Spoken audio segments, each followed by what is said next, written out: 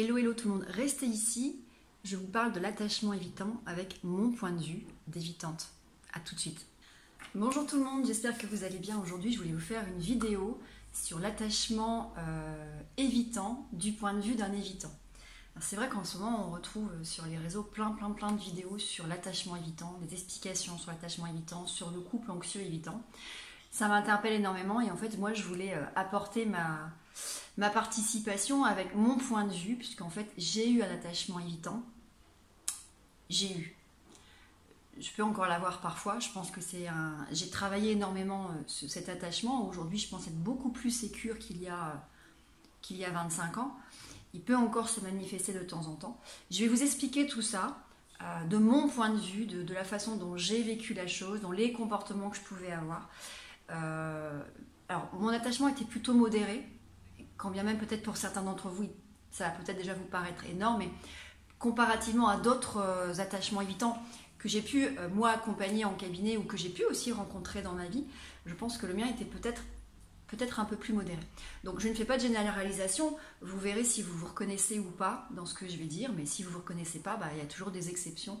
Et effectivement, moi, dans certains comportements, je serais peut-être plus modérée et peut-être moins dans d'autres. Alors, j'ai conçu ça de manière générale, qu'est-ce qu'on entend par attachement évitant et comment ça va s'exprimer dans la relation amoureuse, peut-être au démarrage et dans la relation amoureuse surtout, parce que c'est l'attachement, c'est le lien, donc ça va s'exprimer beaucoup dans l'attachement, dans le lien amoureux. Alors, l'attachement évitant, il se construit quand en fait la personne a appris à se dire de toute façon, je peux compter sur personne. Je peux compter que sur moi. Pourquoi? Parce que parfois, enfant, il y a eu des émotions qui n'ont pas été validées, voire qui ont été humiliées. Voilà, par exemple, tu as échoué à un échec ou à un exploit sportif, et à ce moment-là, tu es dans une émotion qui te dérange, peut-être que tu as besoin de réconfort, peut-être que tu as besoin qu'on te comprenne, qu'on t'encourage, et en fait, tu n'as jamais eu de réponse face à ce désarroi émotionnel, voire même le désarroi émotionnel était botté en touche en disant que, voilà, peut-être même humilié, ce qui fait qu'à un moment donné, l'enfant, puis l'adolescent, puis l'adulte apprend à dire de toute façon, moi mes émotions, on ne les écoute pas, quoi. Donc ça sert à rien que j'utilise le monde émotionnel avec l'autre, parce qu'il sera invalidé, parce qu'il sera peut-être critiqué, voire il sera ridiculisé. Donc ces personnes ont appris très rapidement à dire, je suis autosuffisant, je ne peux compter que sur moi. Alors, je vais d'abord peut-être vous expliquer de manière générale ce qu'on retrouve chez l'évitant, en tout cas moi comment je l'ai vécu, encore une fois prenez du recul, et puis après comment ça se manifestait pour moi dans les relations amoureuses, au démarrage et dans la relation. En tout cas pour moi il y avait une grosse différence entre le démarrage et puis une fois que j'étais en sécurité, voilà, j'ai réussi à développer d'autres choses. Alors, de manière générale, l'évitant, l'attachement évitant, voilà, je vais l'appeler d'évitant, mais c'est l'attachement évitant, est totalement autosuffisant. Donc comme je vous le disais, il n'a besoin de personne, il ne demande pas d'aide, il fait sa vie, quoi. Donc c'est pas quelqu'un qui va être en demande ou en attente qu'on le prenne par la main, il a envie de partir, il va partir. Moi je me souviens effectivement par exemple d'un exemple quand j'étais en couple avec mon ex-mari, on était partis en vacances et puis 15 jours, 3 semaines après j'ai une copine qui me demande si je veux bien partir une semaine avec elle. J'ai même pas réfléchi, j'ai dit ouais allez on y va, bon coup je pars une semaine avec toi. Alors j'avais affaire à quelqu'un suffisamment sécure justement et j'en parlerai tout à l'heure, qui a compris et qui n'a pas été insécurisé, pas d'anxiété de séparation, pas de blessure d'abandon. Mais effectivement, pour d'autres, ça va être très compliqué de dire, voilà, moi je fais ma vie en fait quelque part, hein, je veux partir là, je vais là-bas en fait. Et si derrière tu arrives et tu m'étouffes et tu me limites, de toute façon tu vas me perdre et je vais partir. Donc quelqu'un d'autosuffisant. C'est d'ailleurs quelqu'un qui revendique énormément son indépendance, qui va, dès que vous le rencontrez, va dire écoute, moi de toute façon je suis hyper indépendante, hyper libre. Quand quelqu'un revendique son indépendance, c'est qu'il y a un problème avec la dépendance, ou en tout cas avec le lien d'attachement. Donc forcément derrière, en ce qui me concerne, peur que quelqu'un dépende de moi, peur de dépendre de quelqu'un. Ce qui fait qu'à un moment donné, ce besoin excessif de revendiquer son indépendance. C'est quelqu'un qui a beaucoup de difficultés dans les engagements. Alors, effectivement, moi je l'ai vécu. Alors, encore une fois, il y a le démarrage qui a été compliqué, j'en parlerai après. Mais après, il y a eu tous les engagemement de vie où moi, en fait, je freinais. Voilà, ça a été le cas quand il a fallu acheter une maison ensemble, quand il a fallu se marier. Voilà, j'ai eu un débordement. Bon, je ne l'ai pas forcément, encore une fois, verbalisé à ce moment-là, mais j'ai eu dans ma tête plein de questions qui disent mon Dieu, mais où je m'en vais là, j'ai dit oui à cette demande de mariage, et tout un tas de questionnements en fait, hein, qui vont générer des émotions très particulières. Et puis effectivement, quand j'ai appris que j'étais enceinte, par exemple, j'ai fait une pelade, donc j'ai perdu beaucoup de cheveux, enfin des grosses sur la touffe de cheveux, parce que quelque part c'était pour moi l'engagement ultime. Donc tous les engagements sont extrêmement compliqués, sont pas impossibles, puisque moi je l'ai vécu. J'étais rassurée parce que quelque part, quelqu'un qui a respecté mon rythme, qui n'allait pas trop vite, qui dans la pression parfois comprenait que s'il mettait trop de pression, moi il y avait un risque de perdre, et quelqu'un qui a été suffisamment sécurisant, ça va être important dans la relation amoureuse, pour dire tu peux être avec moi sans perdre ta liberté, tu peux être avec moi et tu resteras, voilà, je ne vais pas t'enfermer, hein. Donc c'est aussi ce côté-là qui est très important pour les évitants. Alors, ce qu'on va retrouver aussi, c'est la prise de distance émotionnelle. J'en ai déjà parlé.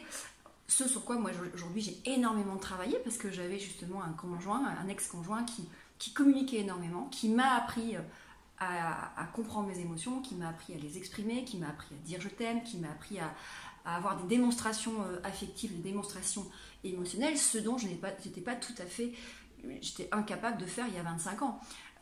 C'est-à-dire que quand j'avais des émotions, je me rappelle quand j'allais au cinéma et qu'il y avait un film triste, paf, tout était interdiction de pleurer. C'était pareil avec la peur, interdiction de montrer que tu as peur. Toutes les émotions ont été refoulées, comprimées, et effectivement la distance émotionnelle et la prise de distance physique aussi, associée à la prise de distance émotionnelle, elle peut avoir lieu quand à un moment donné vous êtes débordé, il y a un truc qui est là et ça sort pas.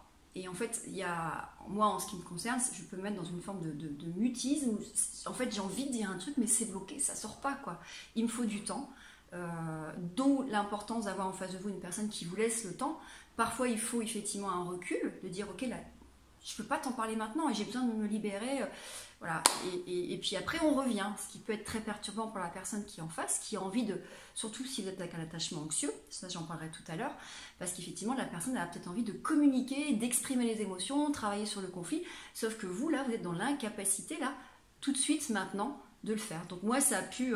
alors, je suis pas évitante à ce point de casser les relations du jour au lendemain, quoique ça a pu m'arriver où je me sentais en sécurité. Ouais, si, ça a pu m'arriver une fois, je pense, avec une personne, et puis une autre fois où je me sentais voilà, en difficulté, impossibilité d'exprimer les choses, plein de peur. Voilà, à un moment donné, j'ai coupé, j'ai fait un silence radio de 2 jours, et je suis revenue. En général, ouais, je reviens parce qu'à un moment donné, je me suis rendu compte que le comportement n'était pas adapté, que mes émotions maintenant sont libérées, que j'ai pu comprendre, et qu'il est temps maintenant d'en discuter avec la personne. Sauf que forcément, et c'est du sabotage, c'est que parfois la personne qui est en face de vous n'est plus disponible ou prend ça comme un acte de rejet, bien évidemment. Donc il y a cette prise de distance émotionnelle.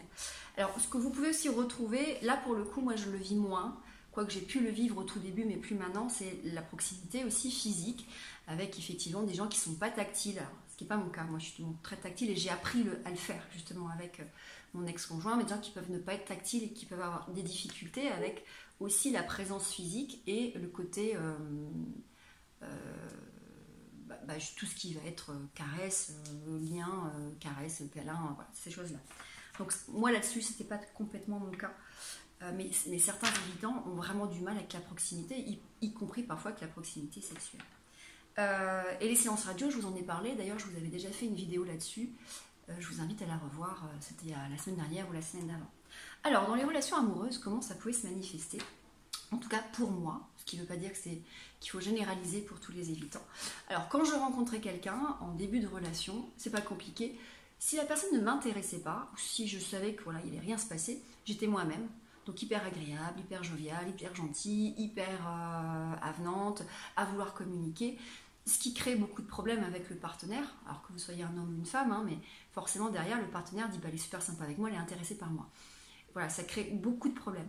Au contraire, si une personne m'intéressait, je savais que potentiellement il y avait un risque que je tombe amoureuse, je devenais complètement froide.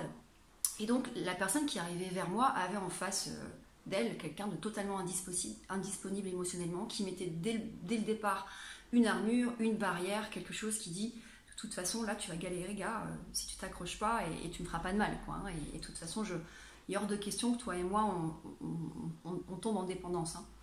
Donc voilà, ça se caractérisait par cette espèce de froideur, de distance dès le départ. Je dis bien dès le départ, parce qu'après, si je suis sécurisée, après tout ça, ça se tombe.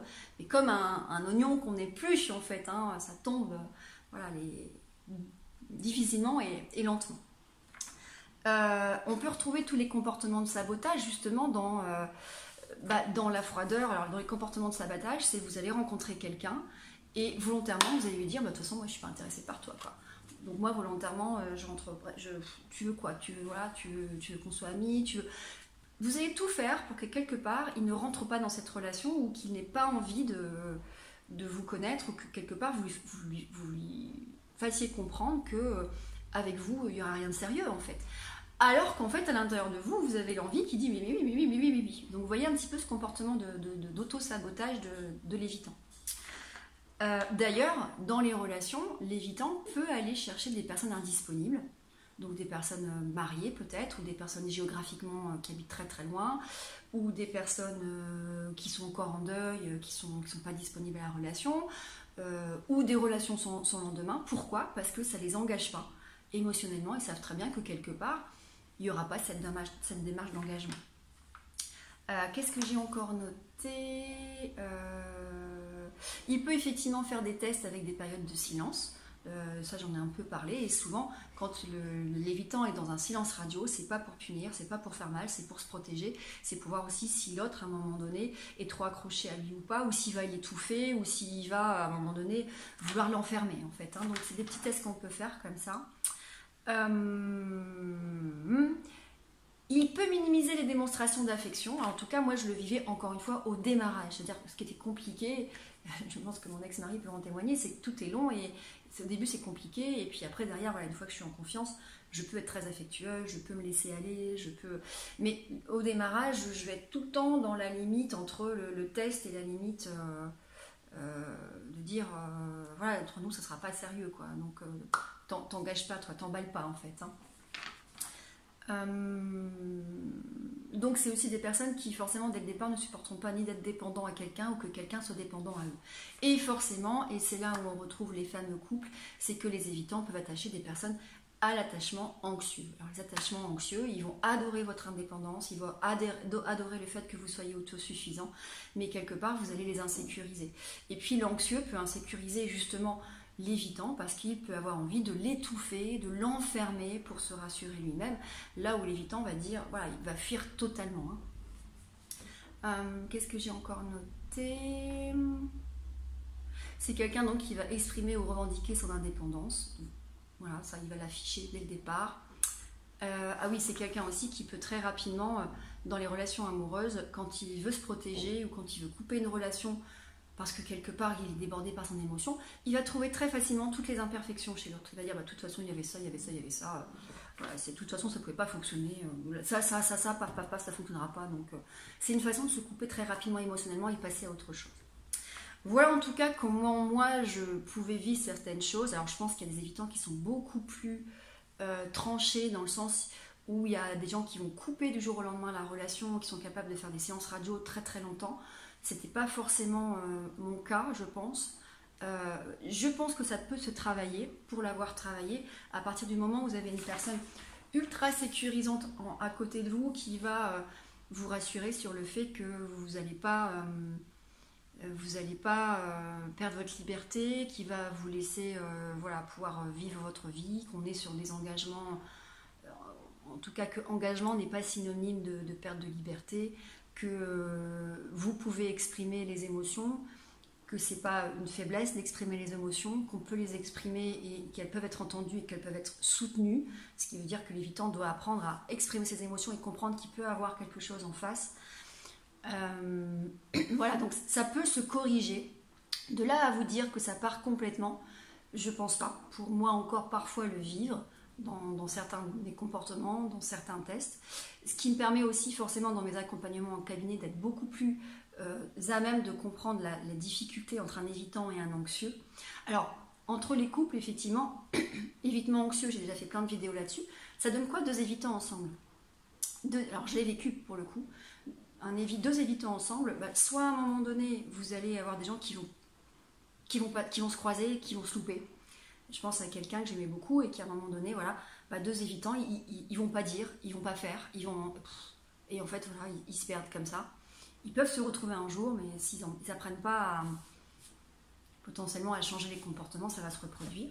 Et puis si vous avez un évitant qui est encore plus évitant que vous-même, moi ça a pu me mettre en insécurité. C'est-à-dire que quelqu'un qui était vraiment encore plus évitant que moi, alors, tout en sachant que j'avais travaillé, excusez-moi, j'ai toujours mon petit mal de gorge depuis 3 semaines, hein, tout en sachant que j'avais travaillé cette partie de mon attachement et que j'avais appris à exprimer les émotions, appris à aller vers l'autre, me retrouver avec quelqu'un qui avait des comportements qui étaient finalement les miens il y a quelques années de ça, ça m'a un peu perturbée. Alors j'y étais habituée, j'avais pas forcément envie, voilà, de courir, voilà, un évitant courra après personne, quoi, ou vraiment s'il court après quelqu'un, c'est qu'il est encore plus évitant que lui quelque part, hein. Voilà, donc j'espère que tout ça vous aura été utile par rapport à tout ce que vous entendez sur les réseaux, en tout cas avec mon point de vue, mon expérience. Ça se travaille, ça n'empêche qu'il peut encore rester, voilà, des résidus de tout ça, et c'est normal. Ça va dépendre beaucoup aussi de la personne que vous allez rencontrer, si cette personne est sécurisante ou pas pour vous. L'attachement anxieux, bah, c'est pas un couple qui est impossible, mais c'est un couple qui va devoir travailler énormément. Deux évitants ensemble, c'est très probable, mais ils risquent de se louper. Et puis, si vous avez quelqu'un de sécu en face de vous, c'est quand même l'idéal. Mais je pense qu'on peut aussi tout à fait, voilà, essayer de mener un couple avec des attachements opposés ou des attachements similaires. Prenez soin de vous. À très bientôt.